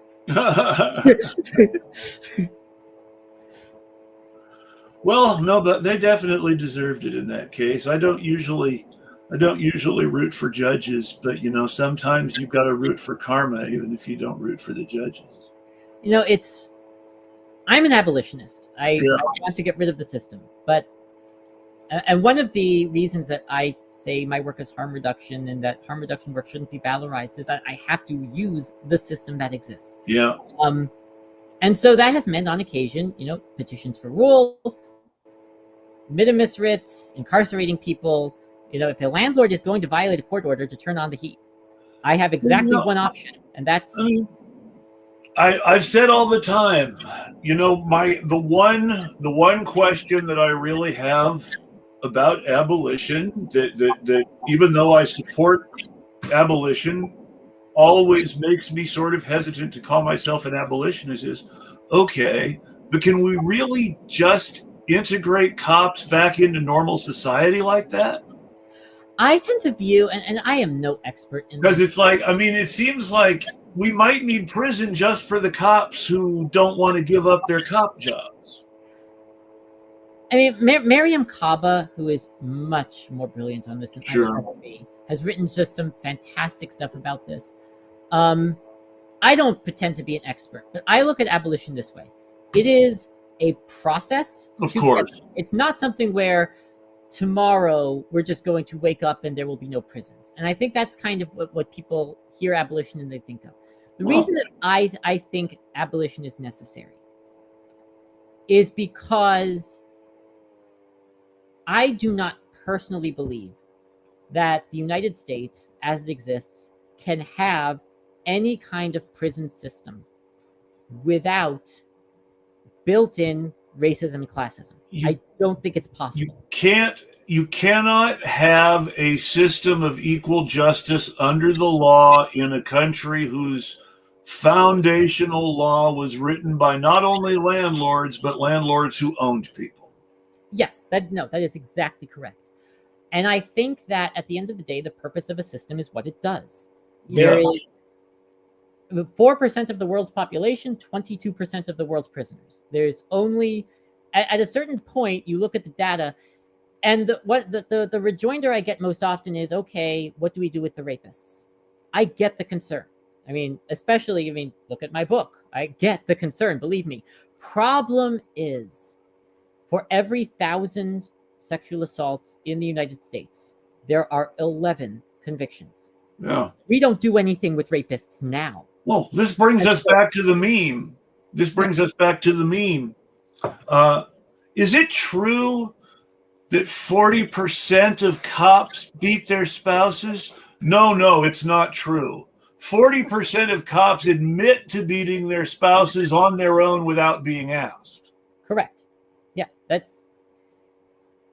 and so I look at abolition as a recognition that the system we currently have that is set up is not a crime fighting system. It's not a separating bad guys from the country system. It's a profit seeking mechanism for rich corporations that pretends to lock up bad guys, but in reality happens to lock up a few bad guys along with mostly people who are not. What you originally had was a system by which everybody felt safer if some poor people were shot or hanged every now and then. And the thing is, if you look at what are the reasons for the prison system that are stated, okay, deterrence. We have so much data that says deterrence does not work. It is, at this point, being in favor of deterrence is a little bit like being an anti-vaxxer. To me, the data is the data. You can oppose it, but you'll be wrong. The evidence for police deterrence is as bad as the evidence for nuclear deterrence can be argued to be good. Yes, there is literally no. I have never seen a real reputable study that has found that the threat of armed police or lengthy prison sentences or especially the death penalty If anything, there's evidence that harsher sentences make people less likely to turn other people in. There is evidence that police strikes lower crime. Yes. So then you go to, okay, well, we need to separate bad people from the rest of society. The problem with that is who are the bad people? How do we decide who the bad people are? How are we defining good and bad? That's the other thing.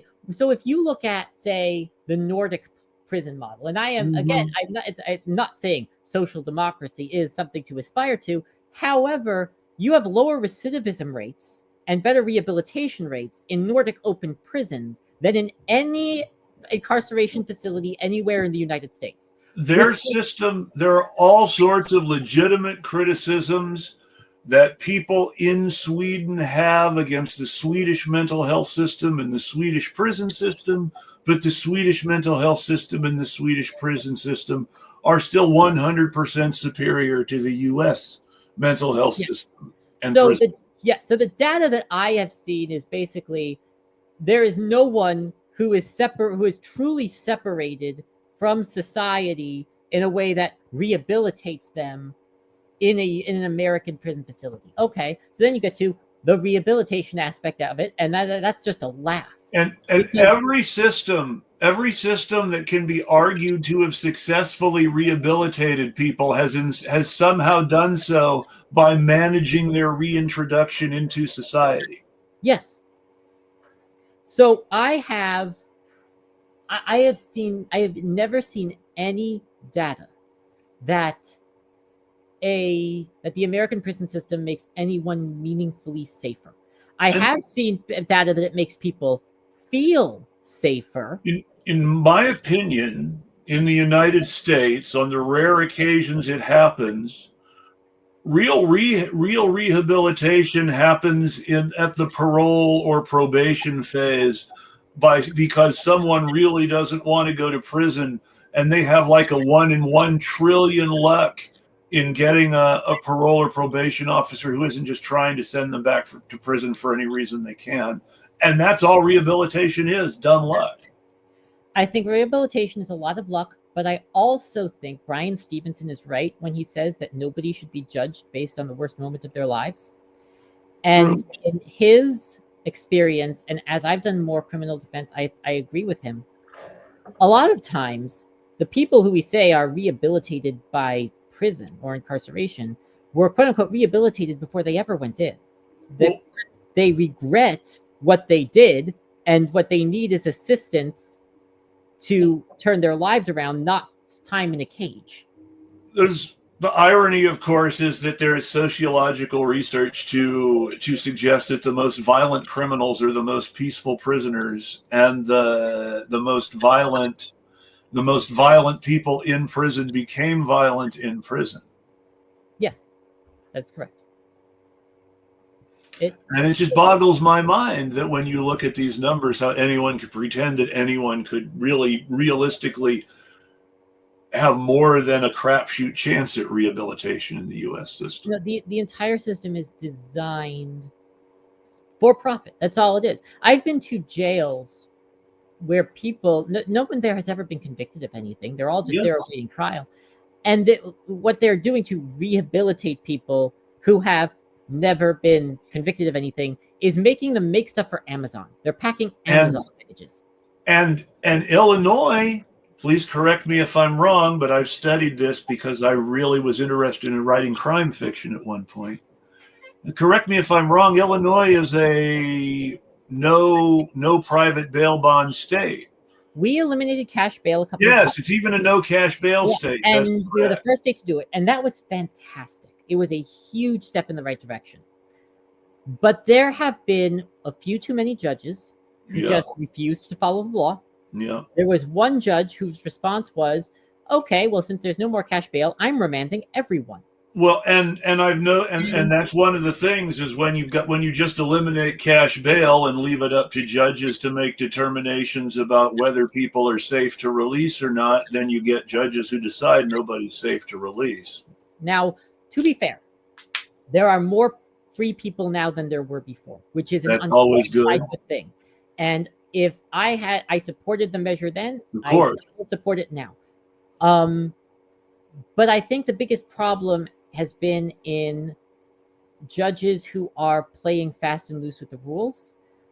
And also, there has been an upsurge in sheriffs who simply won't let somebody go. So let's say the judge orders their release and the sheriff's like, you know what? I disagree. I know that the sovereign sheriff movement was a thing for a while, and that the sovereign sheriffs weren't giving their prisoners up for judges without extreme measures being taken in some cases. Yeah, that's still Is that movement still a thing? It's still a thing. Doesn't shock me. Overall, and this is what I keep trying to tell people. The biggest reason why it matters, and it's something that I have a saying, and I posted this on social media a couple times. You can't dismantle a system unless you know how it works. One of the things that I get asked by organizers a lot is, why don't you take every case to trial? Because if I took every case to trial, I could clog up the system. Yes, that is true. Here's the problem. If I have a client who is incarcerated and I'm taking the case to trial, I'm taking the case to trial to win. I'm not, because at the end of the day, my client is not a means to an end. That's a real living, breathing human being. Yeah. And I'm not just going to be like, I'm taking your case to trial no matter what, because I have to serve a broader movement. I'm taking the case to trial to win for my client. I mean, ultimately, the question of whether somebody should go to trial to clog up the system is the sort of decision that has to be made by an activist defendant and not an activist lawyer. That's just how our system works. Yes. If you want a lawyer to clog up the system, then you have the duty to go out and commit a crime and then tell your lawyer to clog up the system, not demand lawyers clog up the system for other people who aren't part of your crusade. And that's the thing, because if my client is inside while this is going on, that's 8, 9, 10 months where they're inside.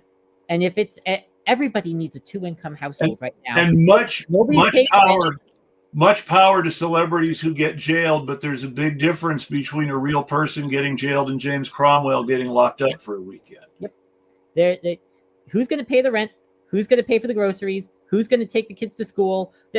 At the end of the day, and that's why I say donations to bail funds and legal defense funds are so important. Yes. Because it is easy to take a case to trial when your housing isn't in jeopardy and you don't have to pay use and occupancy, or you don't have to worry about your mortgage or rent being paid.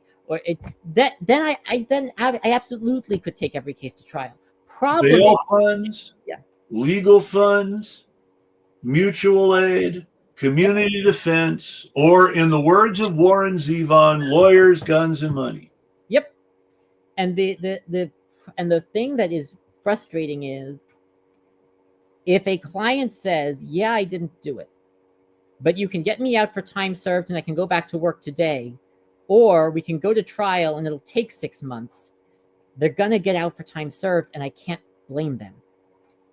Yeah. Because and that's the thing at the end of the day. They have to make that decision because it's their future. It's their future. It's their kids. It's their life. And then there's always the question of, okay, well, why would it take you so long to prepare for trial? The next time that the state or the landlord immediately turns over everything I need in discovery, just voluntarily, it's going to be the first. It's more like Aaron Brockovich, where the bad guys fought them every step of the way, than it ever is like LA Law, where everything just magically works out in court. Yeah, and that's the thing. I guess it's possible. I could walk it. I could say, you know what? Screw discovery. I'm going to take my chances. Let's go to trial. Then I have no idea what anyone is going to say or when or why. And then I'm not very good at my job, because at the end of the day, and I'll give you a great example of this. I had a trial 2 weeks ago. Not 2 days ago, 2 weeks ago. State didn't turn over any discovery until the night before. Mm-hmm. So I'm still going through hundreds of pages of documents the night before. And eventually I realized one of the documents that they had disclosed had evidence that was exculpatory to my client. And that's one of the reasons why they didn't want to turn it over until the very last minute. What's hilarious about that, though, is it's supposed to be their responsibility as an agent of the court to let that person go if they know they're actually innocent. Yeah, of course, but they're not going to do that because they're hoping for a plea deal. They're hoping for an agreement. Well, and because the conviction rate, whether you get it by a plea bargain or a court trial, the conviction rate is what makes or breaks these prosecutors' careers. Kamala Harris was elected San Francisco district attorney because the man she was running against had the lowest conviction rate in the country. Now, the reason he had the lowest conviction rate in the country is because he kept his promise not to prosecute anyone, but the cops kept arresting people and he kept letting them go. So naturally, he had no conviction rate. Yeah. So that's the thing. You end up at trial with this exculpatory evidence. Yeah. And I won the case on a directed verdict, but the problem is that's not every case. Yeah. And even then, it took weeks to get that discovery.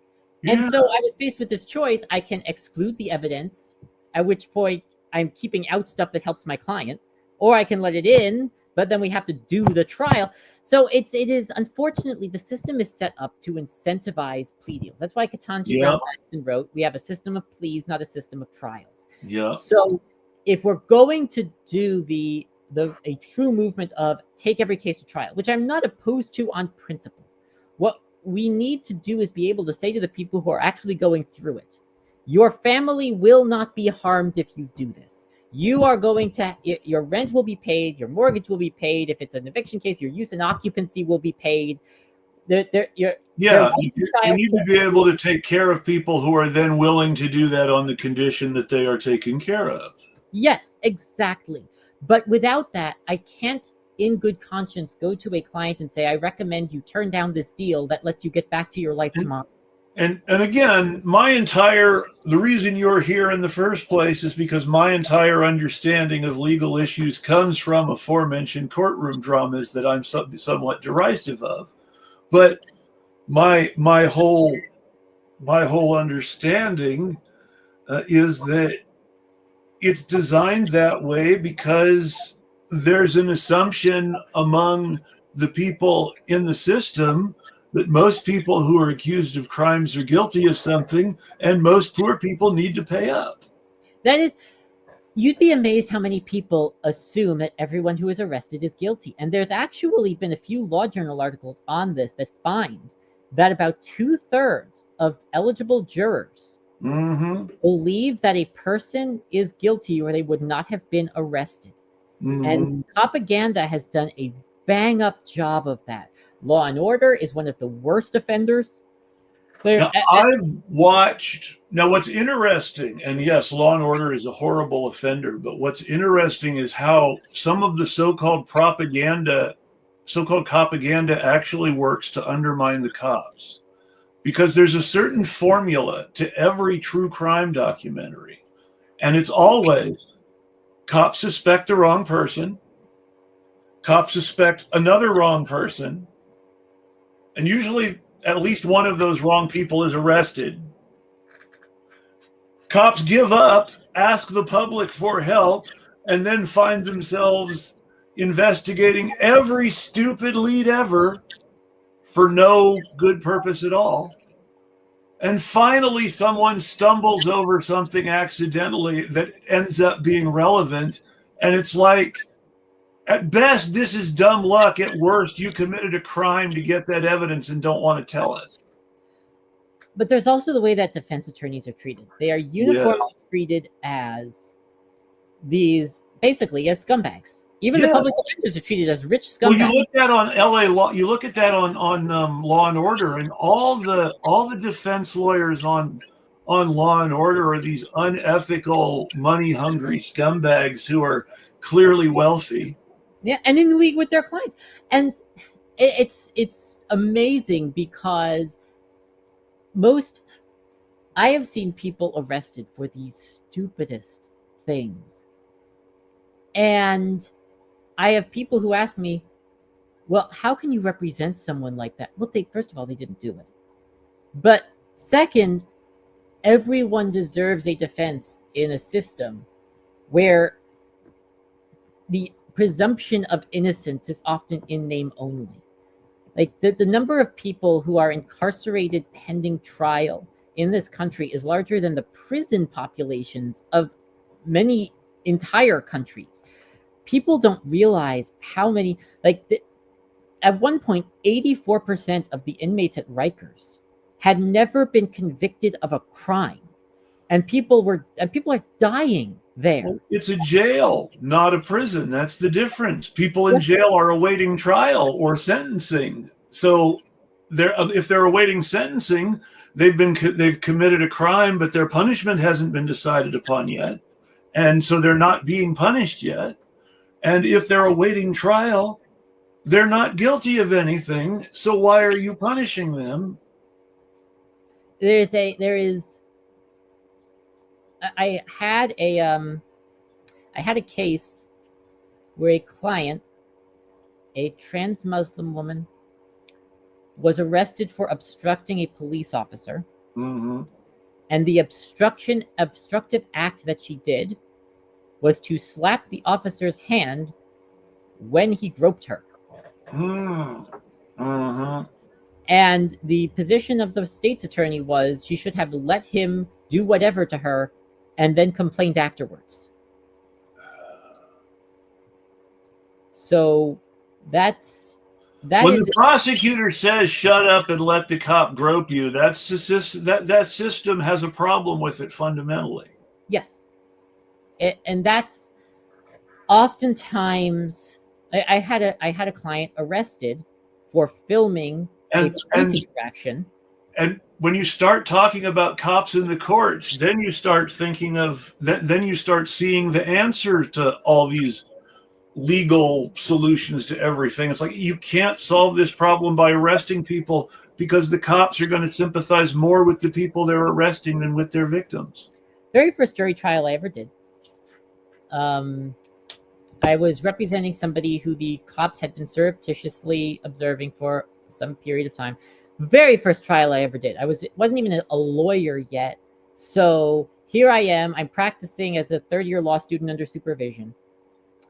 And I cross-examined the cop, and the cop admits on cross-examination that the timestamps on the video were fabricated, that even though he had previously testified that he was the one taking the video, he wasn't even there at the time, that he has no idea of knowing when any of this video was taken. And because the issue was particularly when this video was taken, because they were using it as evidence of somebody being there. And he had agreed to testify because the client was queer and he was quite homophobic. And as he got off the stand, he comes over to me and says, just loud enough for everyone to hear, "Pray you never get pulled over." And now we live in a country where a cop being queer and homophobic can get you sent to a prison in El Salvador. Yep. Very first trial I ever did.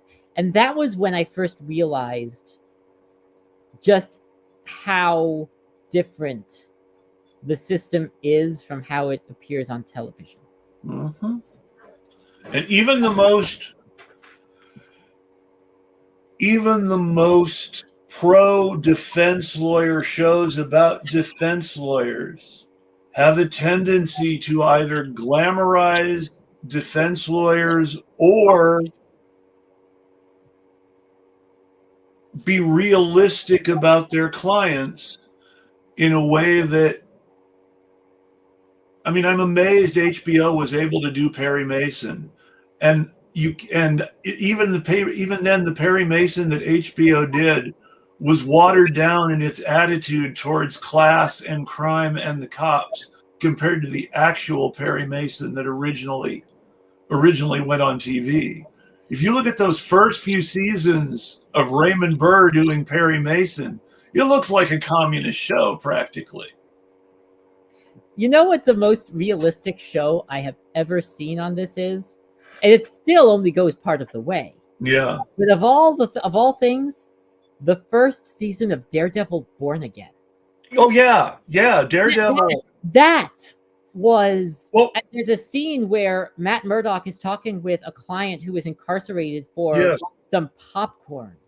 And to give comic book writers their credit, Daredevil is one of the few honest stories about how hard it is to be a criminal defense lawyer.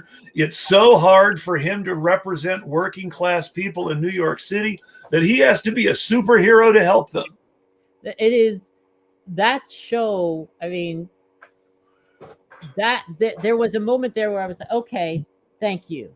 There was one I really liked because of it satirized corporate law so well, but it didn't last very long because of the worst timing ever. It starred an actor whose name I can't remember, but who played lots of gangsters and mob lawyers before and since. And the very great theatrical actor, Richard Kiley. And Richard Kiley played the senior partner of this hoity-toity white shoe law firm. And the protagonist, the show was called The Great Defender. The protagonist was this TV criminal defense lawyer who has this stupid advertisement that goes during the day when kids are at school and people who are stuck in jail might see a TV.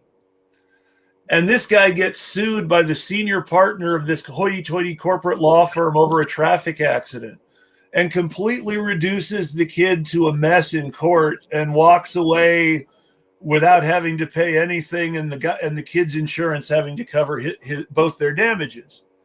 And so the kid's father, Richard Kiley, comes and invites this guy to take over the litigation department at their law firm as a partner, because he thinks this is the guy who can teach his first-year litigators how to do their jobs. But it wasn't because it was realistic that I liked it. It was because it was so honest about how stupid first-year corporate lawyers were.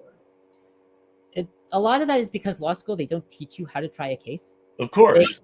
They're teaching you a lot of theory. And when you get out of law school... And literally the only thing this guy knows, because he's a trashy TV lawyer who doesn't know much theory, the only thing he knows is trying cases. Yeah. Yeah. So it's very interesting, that dichotomy in practice, because I see it every day. And the reason it went off the air is because Richard Kiley was a very old man and unexpectedly dropped dead between the filming of the third and fourth episodes. And so we only got 3 episodes, only 2 of which ever aired. I'm gonna look into that, because I've never. It's worth seeing if you can ever find it. The Great Defender. I wish I could remember the Italian guy's name. He went on to play the Don who dies of cancer on The Sopranos. I'm going to look into that. Thank you. I love that show. Again, it's just the idea is he's not even particularly. It's not even that he's brilliant. It's just that the only thing he knows is trying cases, because it's what he does all the time. Yeah. And it's just, I found that realistic. The guy who tries cases all the time knows more than these expensive corporate lawyers whose whole persona is based around not actually having to go to court. Yeah, I understand that, because I've seen that many times. And I loved that show. I was really heartbroken when I found out there wouldn't be any more because Richard Kiley had died. And of course, there's a great tie-in for those who love musical theater. He was also the best Don Quixote, but that's a whole different thing. Oh, I love musicals. I could talk about musicals all day. But Kiley was the best. Did the best Man of La Mancha. I have to run, unfortunately. Just of course, no. This is a good time to wrap. You should go ahead and plug your firm at least once before we go off the air. Well, I appreciate you. So, Sheryl Weikal, Weikal Law. You can find me at The Leftist Lawyer. Threads and Blue Sky. You can also look me up, weikallaw.com, Weikal. I do name your own price and sliding scale cases. Everything is pay whatever you can with my law firm. And it's literally just me and my car going all over Illinois. So if you cannot afford a lawyer and you are in Illinois and you need a lawyer, and I always recommend everyone who is involved in the legal system in any way, if you're asking, do I need a lawyer? The answer is yes. So and I would have to agree. The reason that I keep saying lawyers, guns, and money together as a thing is, I mean, we live in a society where if you know you're going to commit a crime, that means you know you need a lawyer in advance. And you know, if you're going to do, and the system is going to make protesting more and more illegal, and they're looking for ways now to go after people's lawyers for representing them, as referenced by the fact that a guy who got a major judgment against Chevron is still under house arrest and supervised release, whereas Chevron got the Chevron precedent overturned and still hasn't paid any of the money to the families of the people they poisoned. No, that is absolutely true. If lawyers weren't important, Tom Homan wouldn't be on television telling us all to stop telling people their rights because exactly the deportation operations. And the book that we were supposed to talk about more, but ended up talking about her expertise as a lawyer instead. I thank you for that, though, Sheryl. Is I Was an Abomination by Sheryl Weikal. Please check it out. Very, very much. Thank you. Folks, if you want to support my show, it is Patreon, Eclectic Radical. One-time donations can be made at Cash or PayPal under the same name. But I'll be honest, I really need patrons right now. Like Sheryl, I am a one-person show. It is just me, and everything that happens on this show is me and my guests. Me booking the show, them to being themselves, and us talking it out. And if you appreciate this, please pay me for my work in making it happen. I would appreciate it. And if you need a lawyer and you're in Illinois, Cheryl's there, and you know she's going to do her best for you, and she needs to work. On that note, I do not have a show booked yet for next week. I will try to do one with or without a guest. And until next week, let's tweet at you. Or I'll tweet at you. Sorry, folks. Wrong button. There, end stream.